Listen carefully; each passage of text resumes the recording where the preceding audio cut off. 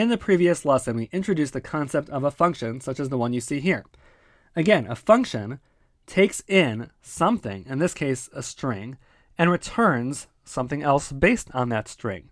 In this case, when we run the code, it takes in the string, in this example, purple hippo, and it returns purple hippo surrounded by asterisks.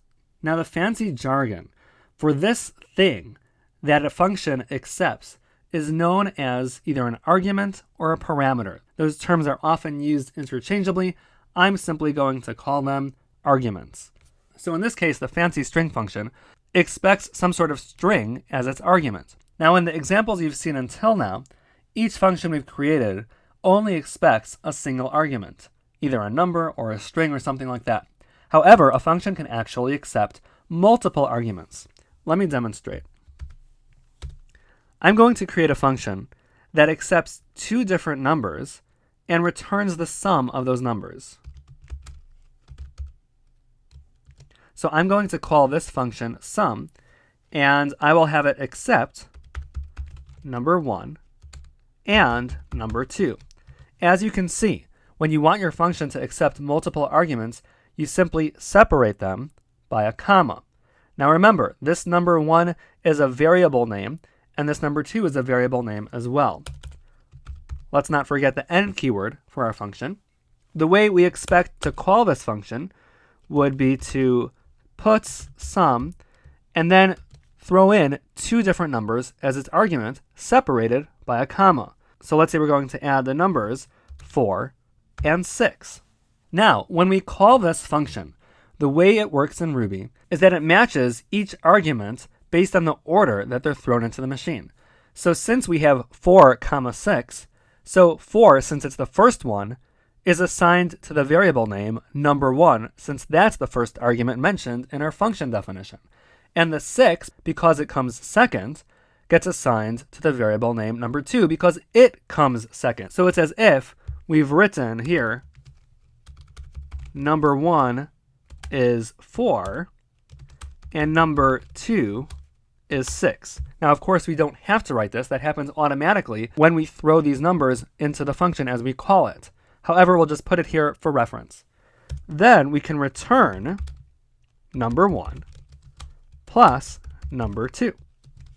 So let's try this in action. As you can see, when we call the sum function with the numbers 4 and 6, we indeed get the sum of 10. Now again, functions are meant to be flexible. They'll work with whatever you throw in. So let's throw in another set of numbers. I'm going to throw in 19 plus 1. And here we get 20. Now what would happen if we don't throw in two numbers into our sum function? So let's say we just threw in a 19. Now in our function definition, we told it to expect two arguments, number 1 and number 2. So what do you think is going to happen? Now when we run our code, we can see that we get an error message. Now I've always emphasized looking first at which line the error is taking place on. Now if you look carefully here, there are two different lines mentioned. We have main.rb7 and we have main.rb1. Let's get back to that in 1 second. And first look at the error description. Wrong number of arguments given 1, expected 2. So that actually is a pretty reasonable error message. It makes a lot of sense. It expected 2 arguments. However, it was only given 1. That is a problem. Likewise, if we put in too many arguments, so let's put in 19, 20, and 21, we get a similar error message, but in this case, it says wrong number of arguments given 3, but it only expected 2. So this is a common thing that people run into, so it's good to be aware of this error message. Now let's go back to explaining the line number business. So according to this message, it seems like there's something going wrong both on line 7 and on line 1. And that actually is the case. And the way this works is that when you receive an error message that has multiple lines that it singles out, the way it works is that the bottommost line that it mentions is the actual line where something is going wrong. In this case, that is indeed the case, because it is trying to run this sum function that accepts 2 arguments, but it was given 3 arguments. The reason why that it also mentions line 7 is because it is making you aware that the reason why line 1 even got invoked in the first place is because this sum function was called by our code on line 7. And this is extremely useful because let me show you this. Let's do this.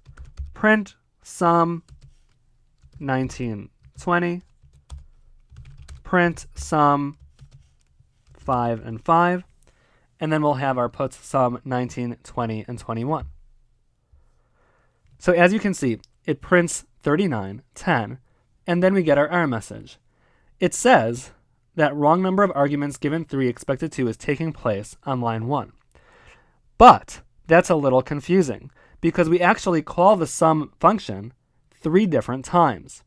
So the fact that our error message singles out line 9 is telling us, hey, you know what? When your code called sum on line 7 and 8, that was perfectly fine. Things only went haywire when it called the sum function on line 9. Now, when it did call the sum function, the thing that went wrong was line 1 because it expected 2 arguments and received 3. So the fact that our error message singles out both lines is extremely useful. The most recent line, the bottom line, which is line 1, tells you exactly where the error message is happening. But the line before that tells you which other line of code triggered that problem in the first place. So in this case, line 9 triggered the problem on line 1. One other thing I'd like to point out is that you could put as many lines of code as you want into your functions. So let's get rid of these comments here. So I could do this if I wanted to. I could say total is number 1 plus number 2 and return total. And let's just make this correct. The reason I'm pointing this out is that even though in the function examples I've been giving, our code is simple enough that we could do it on one line, we will in future lessons create more complicated functions that may involve complex calculations and will require us to have multiple lines in order to accomplish our goal. But the point is that when you get to the end of the function, you want to return some result, and that will be the output of your function.